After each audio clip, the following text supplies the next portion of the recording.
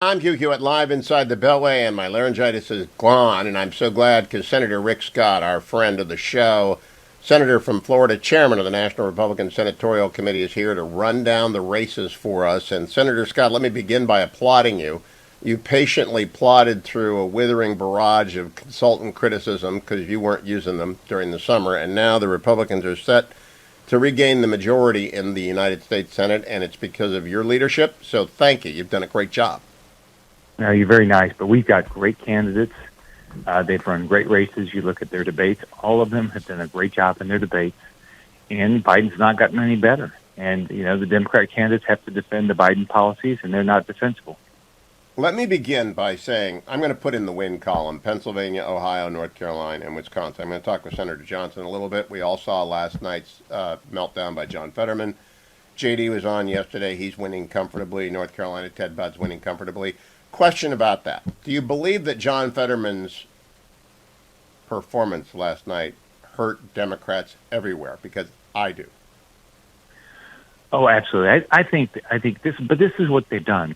They've come across as radical candidates. They've come across as having to try. They can't defend Biden's policies. They've tried to change their policies and act like they're somehow bipartisan, middle of the road, things like that. And Fetterman is just actually the latest example. I mean, he changed his position on fracking, changed his position on abortion, changed his position on crime, changed his position on basically everything they ask him. And so I think that's what people see it. And that one was a significant national. A lot of people watch that. And but what they're seeing is that's the Democrats. I mean, they can't. They don't have anything. There's nothing that they can brag about. I mean, how would you like to go into this campaign as a Democrat and say, I voted for all those bad things, but I don't really believe them, and I just had to do it because Nancy Pelosi or Chuck Schumer or Joe Biden told me I had to do it. So trust me, I won't do it again. That's basically that is it. But don't believe. What are you going to believe? Your lying eyes or me? And we know what their record is. Let's go to the pickups because I think you're going to have a healthy night on Tuesday, November 8th. Nevada looks to me like Adam Laxalt has got that if he runs through the tape. Do you agree? Yes. All right. Georgia. He's running a great race. Yeah, he is. Adam's a disciplined, wonderful, experienced candidate. Yep. Nevada, no. Georgia had Herschel on yesterday. I have him on almost every other week. He does better and better and better. He gets better with every. He's just not a politician. He's not used to doing this, but he's gotten so good, and Raphael Warnock has fallen apart. I think that's kind of close to Laxalt land in terms of a lock. What do you think? Absolutely. And you know what we've done with all these is we've explained who the Democrats are. The last poll we did with Warnock, his favorable was down to 40. Think about this. Remember, 2 years ago, he got into the general election with 2-1 fav unsafe. We've explained who he is. And then you saw the ad with his wife saying basically he's an actor. And then he's evicting people from a church apartment complex. I mean, give me a break. Yeah. I mean, so we've explained who these people are, and they're just crashing. Right. So those are two pickups. Arizona. I'm very, very interested about Arizona because Kari Lake has run a magnificent campaign. Meanwhile, Katie Hobbs is probably the worst Democratic gubernatorial candidate running anywhere, not on policies, but just on ability. So Kari Lake's going to win big in Arizona, and I think Blake Masters has closed to a dead heat with Mark Kelly. Am I right? Absolutely. And what we've done again is we've explained who Mark Kelly is. He runs when he's back there like he's a moderate, he's a bipartisan guy, but he's not. He votes 100% of the time with Chuck Schumer, does everything Joe Biden tells him to do, and we've been able to explain who he is. Blake Masters run a great race. There's a lot of resources that have come in there. We've invested all along. I think Blake's going to win parts. I think he's run a great race, but Kari Lake has run a great race, and that's going to help him. Now, let's go to Colorado. I got told, I've been in and out of Colorado for 23 years on KNUS, and I know the state pretty well, and I go back to Bill Owens, and I just know them all, and Bill Armstrong was a friend of mine when he was alive, and Wayne Allard and Cory Gardner. I just know the Republicans who win. Joe Day's going to win, because Joe Day is such a Colorado candidate. People don't get you've got to be every man in Colorado to be a Republican who wins, and that's Joe O'Dea. I've been out there campaigning. I've been campaigning all across the country with him. And he's got a place where people come and celebrate before Broncos games. I mean, Yes. he was there. His That's wife a was, sad fact, his wife but was true. there selling beer. I mean, he's a normal guy. Yeah. Yeah, he is a normal guy, and he built an amazing business, and he understands normal Yeah. people. And so the issue set is broken for him. All right, let's get to the to the reaches. All right, the wannabes. Washington State votes by paper. It is everyone gets mailed a ballot. I've never liked the system. I don't trust the system. It helps Democrats, but our friend Tiffany Smiley may be your best Man, recruit. what a candidate! Yeah, what do you think? I think she's got a shot. I mean, Tiffany has doubled the fundraising of Patty Murray, who's been there 36 years. Patty Murray's just not likable. I mean, who likes Patty Murray? She's not nice to anybody. And so I think, unfortunately, for Patty Murray, it's sort of like Hassan in New Hampshire. They know her. They don't like her. And Tiffany is a great candidate. I think she has a real shot. The last poll I saw, she was only down a couple. I think it's going to be a good election night for us. What we're seeing with early ballots is it's really a good year for us. In contrast to my race in 18 was a bad year for us. It's a good year for us. We're going to have a better turnout. So if you're down a couple, you got a really good chance of winning. All right, we have not talked about New Hampshire since Chris Sununu dropped out. I spent all summer in Maine with my brother-in-law and driving him crazy, and saw a million ads for Maggie Hassan because of the Portland media market and gets north. I cover the entire Granite State. Don Boldock has not been on this show yet. The general will be on next week.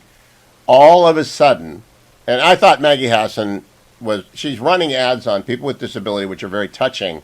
But, New Hampshire's crushed. It's just that it's a low-tax state. They hate high-tax Democrats. Maggie Hassan got in somehow.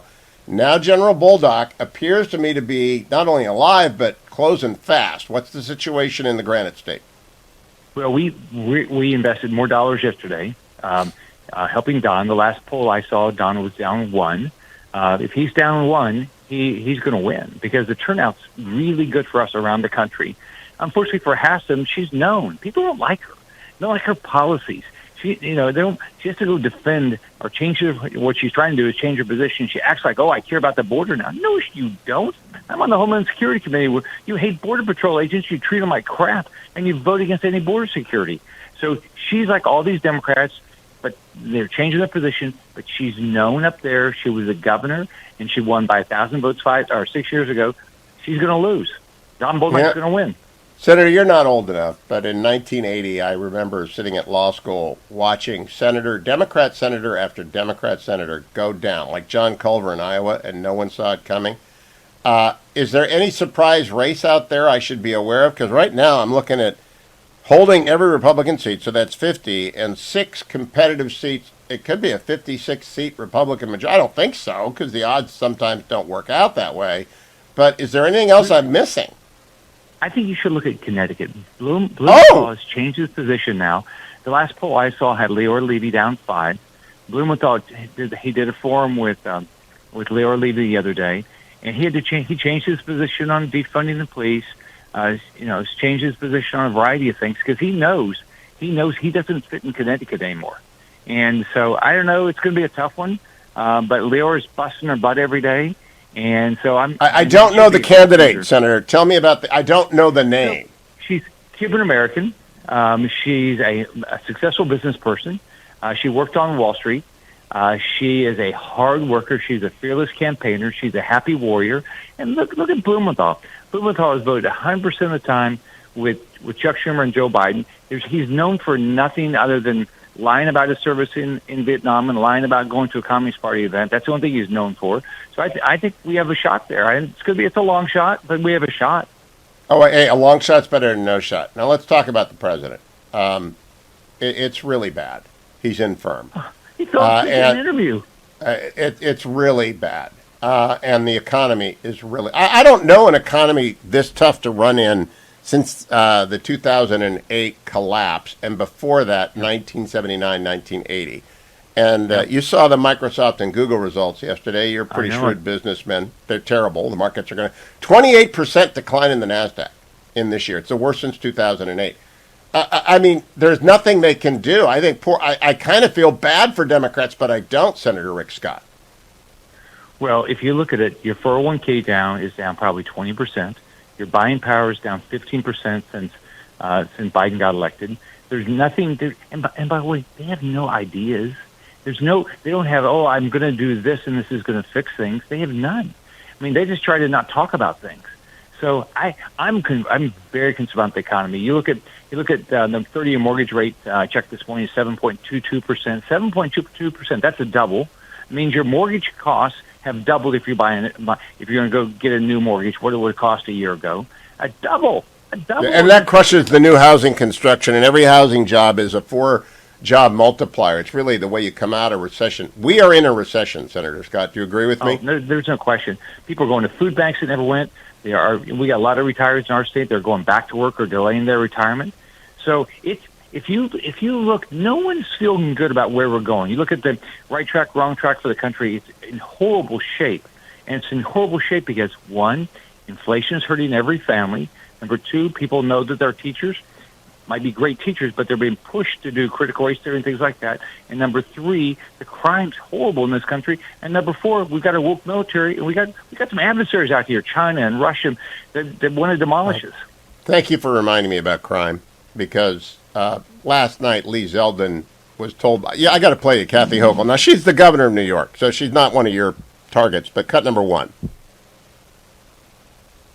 Jacob, if you got cut number one ready to go for Senator This governor, Scott. who still, to this moment, we're halfway through the debate, she still hasn't talked about locking up anyone committing any crimes. Okay. Anyone who commits a crime under our laws, especially with the change they made to bail, has consequences. I don't know why that's so important. I don't know why that's so important. Why so important? I want to live in a safe community. We all do. I don't care if you're rich or poor. I grew up in public housing. I didn't want to live in a crappy place. The people are going to shoot each other. Come on, give me a break. Yeah, I forgot about that. You did grow up in public housing, Senator Rick Scott. Was it safe? Yes. I mean, Hugh, I remember walking to school to kindergarten by myself. It was like 6 blocks away. Nothing happened to any of us. The crime, the immigration, the inflation, the recession, China, it's all breaking your way, but all because you set it up. And so thank you, Senator Scott. Come back again next week, update us, and I'll go look at that Connecticut race, and Don Bolduc will be on. Senator Rick Scott, National Republican Senatorial Committee, thank you. I appreciate it.